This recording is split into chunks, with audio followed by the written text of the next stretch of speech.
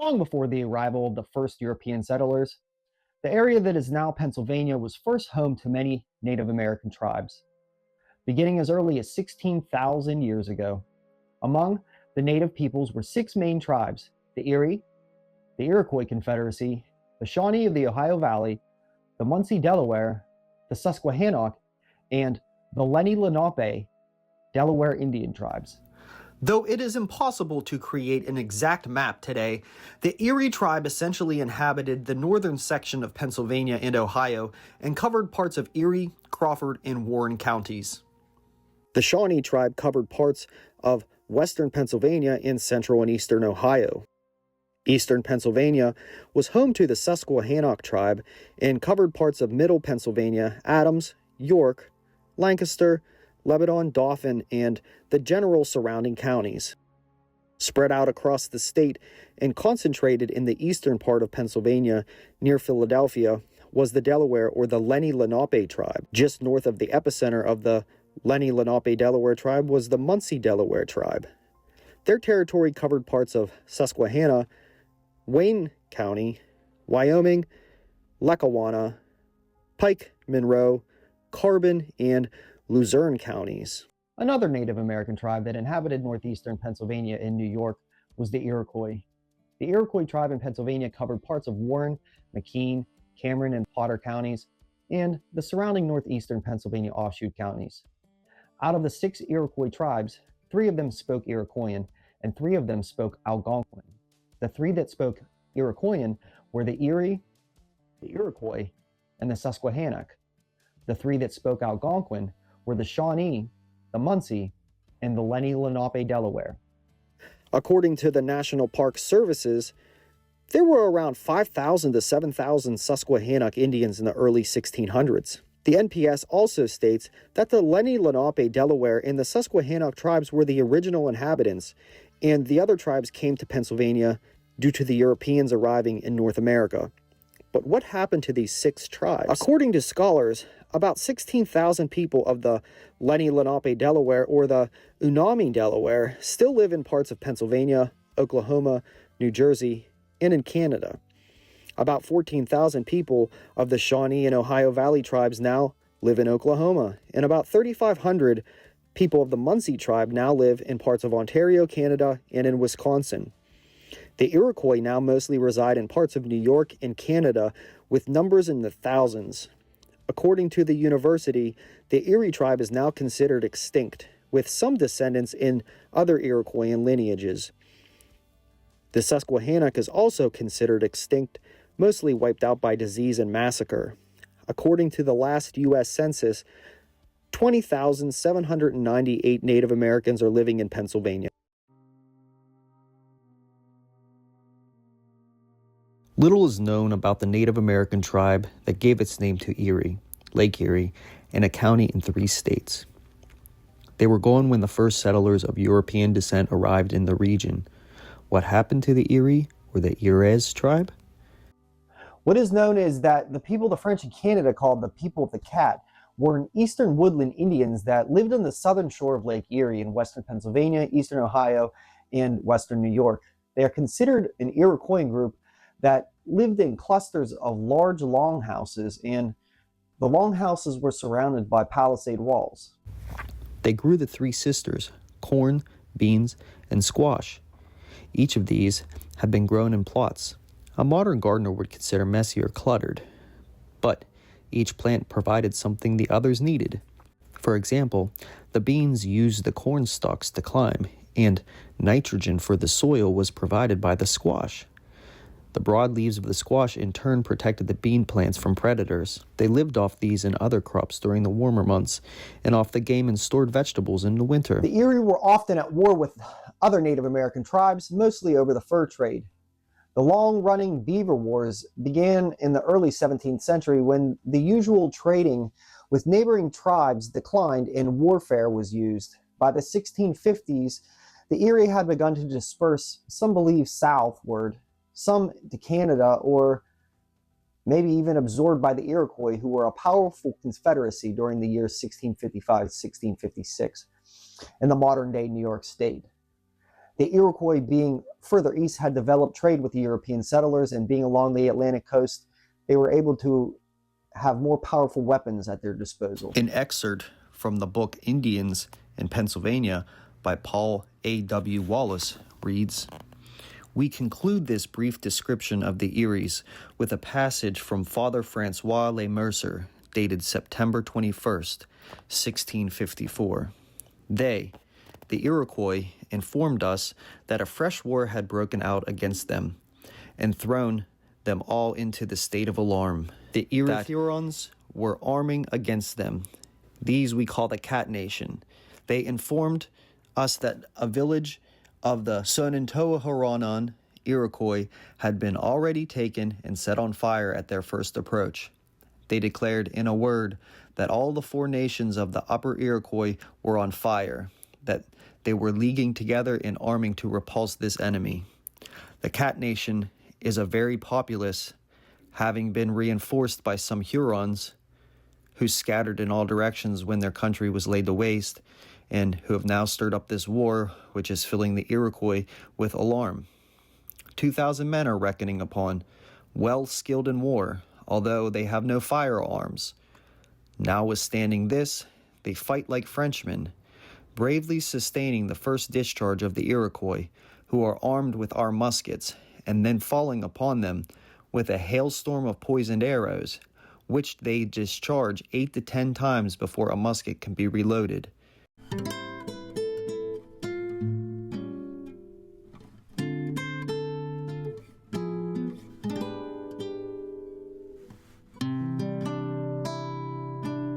According to oral history, 5 nations banded together over 1,000 years ago to form a great union.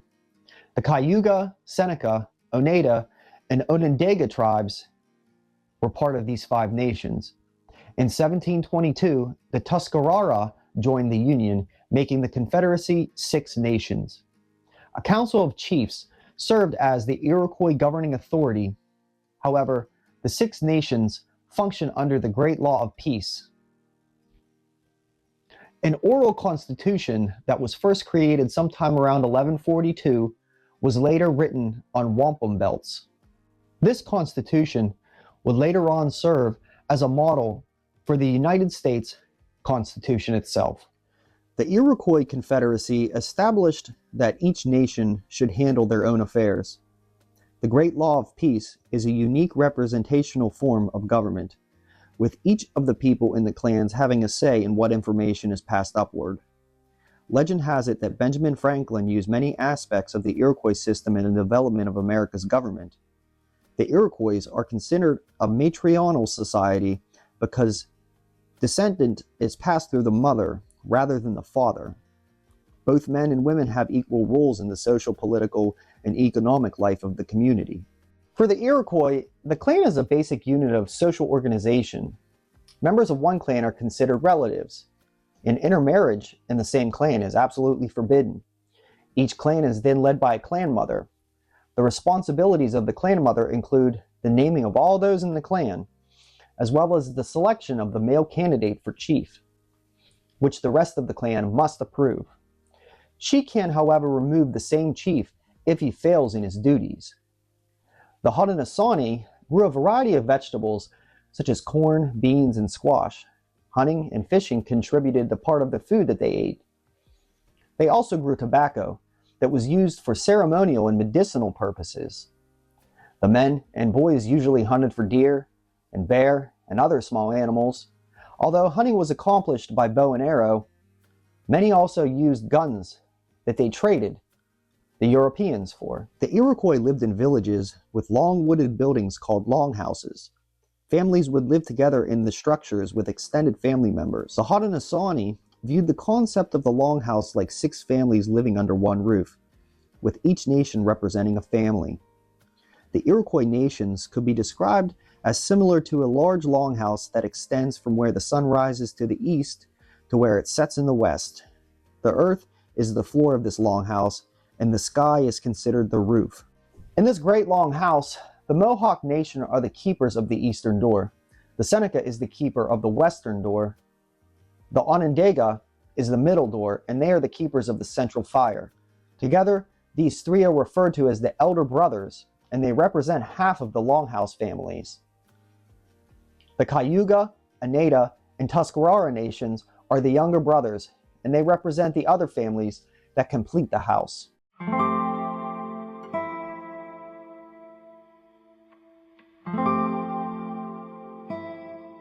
The Shawnee tribe is an Algonquin-speaking people who originally occupied lands in southern Ohio, West Virginia, and western Pennsylvania.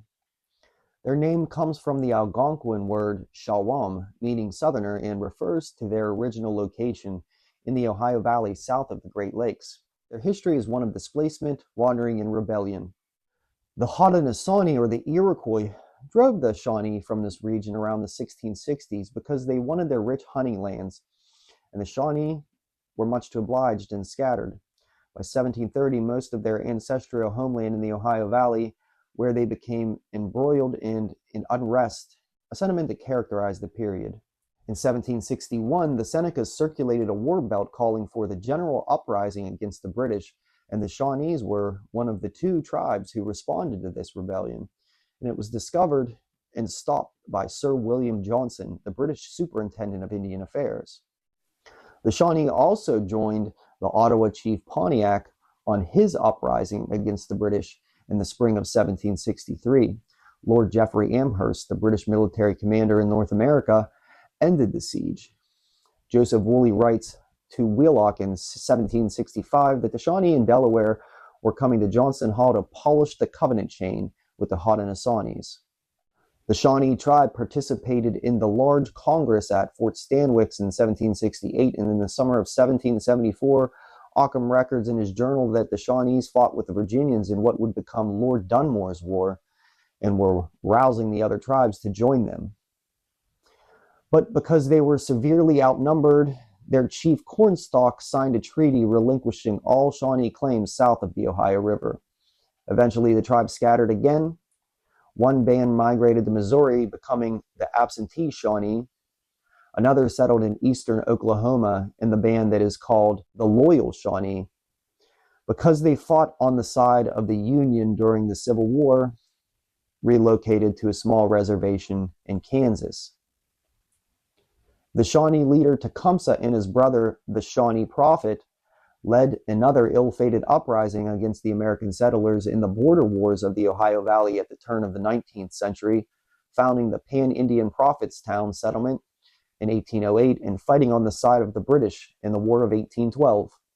After Kansas became a state, the non-Indian citizens demanded the removal of all Indians. In 1869, the Loyal Shawnee moved to land in Oklahoma offered to them by the Cherokees, though some Shawnees remained on the reservation in Kansas. In the 1980s, the Shawnee began the process of gaining a separate tribal status. They became a federally recognized tribe in the year 2000.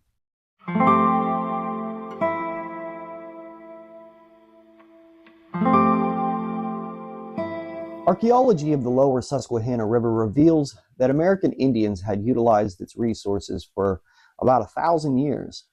Around 1550 AD, the people we know as the Susquehannock moved from higher up the river in the lower Susquehanna Valley, and the Susquehannock were actually Iroquoian speakers, and they shared many similarities with the Iroquois of New York.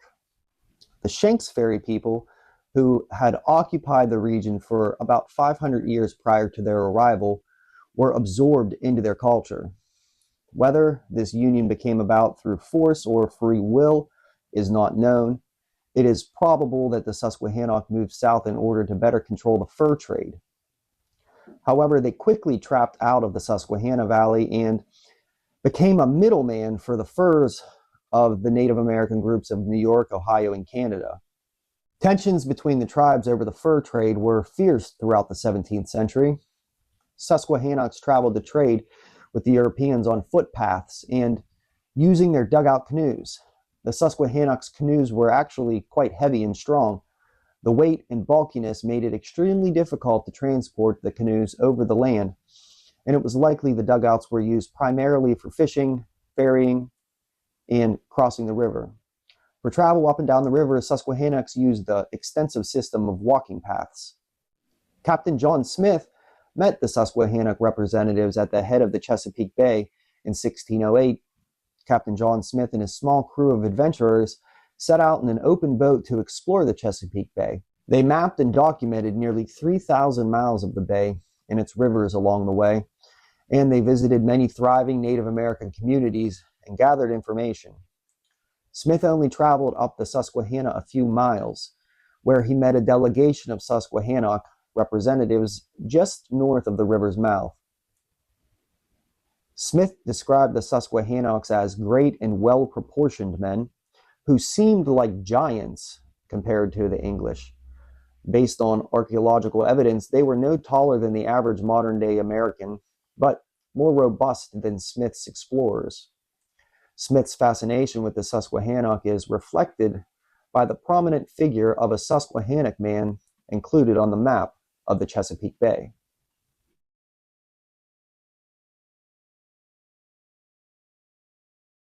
The Indians who inhabited New Jersey and Pennsylvania at the time that the Europeans came over called themselves the Lenni Lenape, which literally means men of men, but is translated to mean original people. The English colonists called them Delawares after the river and the bay along the banks and the tributaries of which most of them lived. The Lenape were divided into three bands or subtribes. The Munsee or Munsee people inhabited the northern part of the region. The Unami inhabited the central region, and the Unalaktigo inhabited the southern region. The Lenape inhabited the land that became Philadelphia, spoke the Unami dialect. We are told that all Lenni Lenape were somewhat similar to one another in appearance. Most of them were medium height, and their bodies were well proportioned, slender and straight. Their hair was coarse and black. Their beards were scanty. Their teeth were medium-sized and very white. Early records in the aspects of culture indicate that the Indians of the Lenape tribes had an excellent memory, a lively imagination, genuine wit, natural understanding, and were very curious about things that were happening about them. They inherit skills and using their hands, and by evidence it is marked with the workmanship that they dedicated in the chipped arrowheads or elaborately decorated pieces of pottery that have been preserved to the present day. The Unalaktigo were a peaceful, industrious, and quiet people who established relatively permanent villages, leaving them only in their quest for food or furs. For the most part, the Unalaktigo were not a warlike people, no doubt because there was little reason for their intertribal conflict. At the time Cumberland County was settled, there were perhaps 600 Indians living within this area, occupying villages along the Cohansey River near Greenwich and along the Maurice River. The three nations, the Munsee, the Unami, and the Unalaktigo, each occupied a specific geographical region. In addition to this division, the Lenni Lenape were further divided into three subdivisions or families bearing the same names that the totem insignia as those which apportioned the state, but had little nothing to do with the area in which the people lived. Members of the family may have been required to marry outside their totem groups. Each family was further divided into 12 clans. The exact nature has not been determined. Under this system, the territory occupied by the people who lived by the ocean, the Unalaktigo, would have been divided into 36 areas. 12 for those totem was the wolf, 12 for those totem was the turtle, and 12 for those totem was the turkey. The clans possessed the land, but each individual owned his personal effects. The clans were named for some place where their ancestor had once lived, or for some character esoterically particular to them. The clan had a chief who inherited the position through his mother. All children were born into their mother's clan, not into their father's. Each of these areas or nations into which their territory was divided had a chief or a sachem, as it was known, but there was no chief over the whole Lenni Lenape people. While it is not known just how it may have worked in actual practice, here is a breakdown of the nation showing the political structure of the state and the Indian governmental system. These divisions tend to be somewhat confusing since the nations or tribes and the families bear the same names and totem insignia. A Lenni Lenape boy could have been an Unalaktigo because he lived in the southern division of the state. In addition, he could have belonged to the Lenape family of the Tuekahoe clan. While he lived in the area whose totem was the turkey, his personal totem would have been a turtle.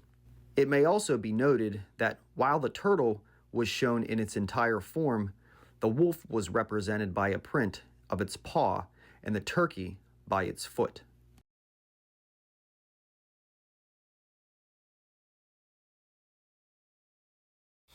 The Munsee Lenape are a band of Lenni Lenape Native Americans called Delaware by the English settlers.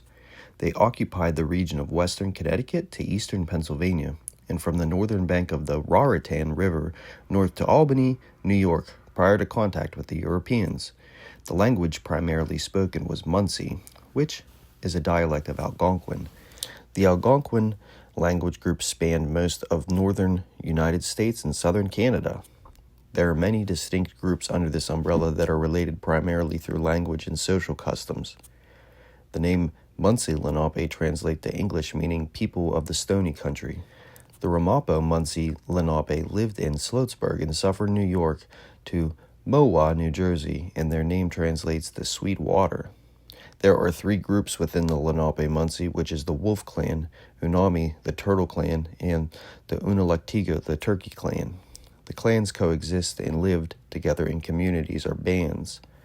A band is like a neighborhood that incorporates different clans. According to historians, the Munsee did not exist as such until about 1694, when a group of Shawnee combined with remnants of local bands on the upper Delaware under that name. The Munsee are one of the only remaining clans in existence today. Multiple clans may be contained in a tribe, though the organizational concept of a tribe occurred after colonization. The Stockbridge Munsee Band of Mohican Indians is descended from a group of Mohicans and a band of Delaware Indians known as the Munsee. In their own language, the people call themselves Minisink, which became shortened to Mincy or Munsee. Since the Munsee language was traditionally unwritten, there have been many different spellings of this tribal name in English. Early colonists also called Munsee and several other neighborhood the Delawares, after the Delaware River, which ran through their lands. Today, they usually prefer the spelling Munsee, M-U-N-S-E-E. The Lenape, also called the Lenni Lenape or Delaware, are Native American tribe Northeast Woodland Indians who lived in Canada in the United States. The name Lenni Lenape means original people. They were named Delaware for Lord de War, and our first contact with the Europeans was in 1524. Lenape territory included New Jersey, Delaware, eastern Pennsylvania, along the Delaware River watershed, New York City, western Long Island, and the lower Hudson Valley. There were three clans: the Turtle Unami, the Turkey Unalaktigo, and the Wolf the Munsee clans are matrilineal based, meaning they take their name from the mother's line. The Lenape resided in bands along various rivers and creeks. They lived on hunting and growing foodstuffs, and depending on the fertility of the land. Due to their heavy tillage of the land, the soils they farmed gradually lost their productivity. As a result, Lenape frequently relocated. Generally, an occupied area lost its usefulness in about 2 decades' time. Thus, the native people constantly set up abandoned and resettled communities throughout Pennsylvania and the Northeast region. Archaeological evidence indicates that the Lenape inhabited the area centuries before the Europeans arrived. They established various villages along the Schuylkill River and its tributaries. Archaeological excavation in the West Philadelphia area reveal evidence of settlements along the west bank of the Schuylkill River, along today's Civic Center Boulevard. In 2001, a team of archaeologists excavated the area prior to the building of a parking garage. During the excavation, numerous prehistorical artifacts were found, providing evidence of a fairly large and stable Native American community occupying the area during the late Archaic and early Woodland periods 6,000 years ago. The Lenape utilized natural resources to build their homes. They lived in a single doorway wooden hut called wigwams, which were situated along rivers and creeks. The size of their wigwam depended on the region they inhabited. The southern region, the Unalaktigo's homes, were created for single-family dwellings, while in the northern region, larger multi-family buildings were constructed. The smaller version characterized the Lenape encampments in the Philadelphia region. The Lenape had distinctly different physical features and appearances than that of the Europeans. The skeletal remains indicate that the average male height ranged from 5'1" to 5'7". They had oval facial structures with high cheekbones, tan skin, and broad shoulders. Both men and women used bear grease to dress their hair, and they decorated their bodies, face, and arms with designs, painted in various colors. The women were of medium stature. For clothing, men wore breechcloths during the summer and fur robes during the winter. Likewise, women wore wraparound skirts during the summer and fur robes with leggings during the winter. Both women and girls adorned their bodies with tribal jewelry made from shells, stones, beads, and animal teeth and claws. Due to their short life expectancy, men and women married young. Girls commonly married at the ages of 13 and 14, while young men married at ages of about 17 and 18. For some, marriages lasted a lifetime, but others this union ended in divorce. A woman wishing to divorce her husband placed all of his personal possessions outside of the wigwam. A man wishing to divorce his wife left the home. Once couples had children, fathers, with the help of the male elders, bore responsibility for teaching male children to hunt for wild game. Women taught daughters how to gather edible plants and tend to the children. In late fall, the men left their homes to hunt white-tailed deer, wild fowl, muskrat, rabbits, and foxes. Men were responsible for the heavy work around the village, making tools, weapons, mortars, frames for the wigwams, dugouts, and fishing spears. Tools were made from the bones of animals, woods, and stone, as well as various types of grasses. Birds such as herons, pigeon eagles, hawks, and turkeys were hunted. Once a bird was captured, it would either be prepared for direct consumption or dried. When the weather was favorable, men would use spears, harpoons, nets, and dams to catch the fish. The women would clean and prepare the fish, which were either eaten raw or dried and saved for later. Women's work included tanning hides, sewing, cooking, as well as gathering fruits and berries when they were in season. Mothers would show their daughters how to gather roots, nuts, eggs, clams, and edible plants. As they grew older, young girls learned how to garden, care for the children, and cook. Although corn was the main crop, several varieties of beans, squash, pumpkins, tobacco, and sunflowers were also cultivated. When fruit and nuts were in season, children would accompany their mothers and aunts into the forest and gather apples, persimmons, water lilies, and butternuts. The Dutch and Swedes had episodic relations with the Lenape. The English Quaker William Penn would have more enduring and impactful interactions. In 1682, Penn came to the Delaware River Valley to claim lands granted to him on a proprietary basis by King Charles II of England, and to establish a haven in the New World for fellow members of the persecuted Quaker sect. He came to take possession of the lands that reached throughout southeast Pennsylvania where the Lenape resided. The Quakers believed strongly in the principles of goodwill and friendship, and Penn practiced these principles with the Lenape. Penn was determined to treat them as brothers and sisters, as he believed they too were children of God. He entered into purchase agreements with the Lenape that brought lands deeds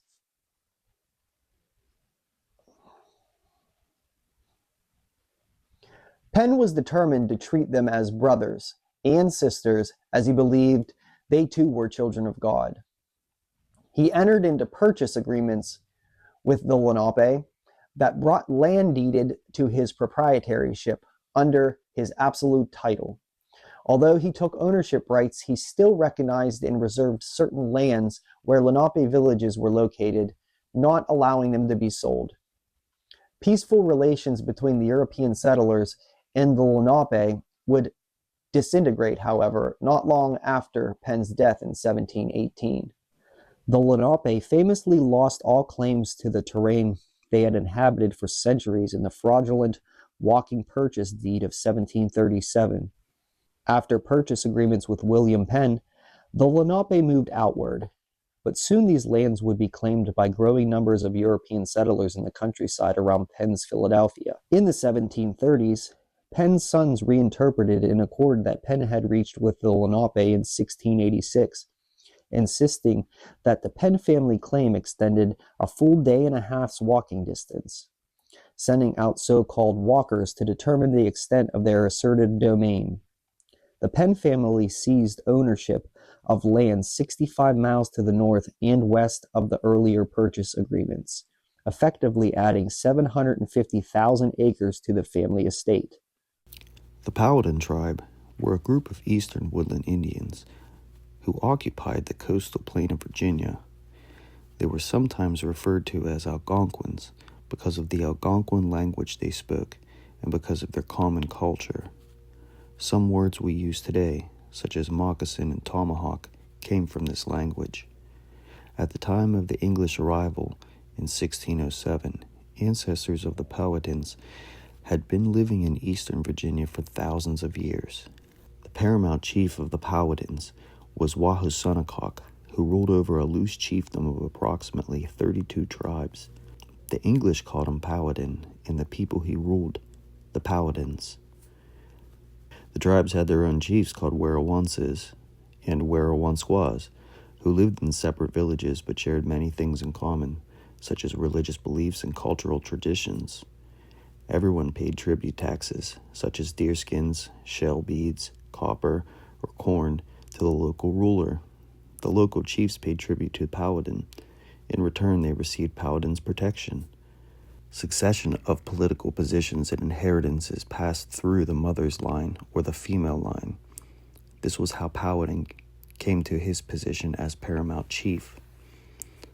Powhatan villages were located along the banks of larger rivers or major tributaries.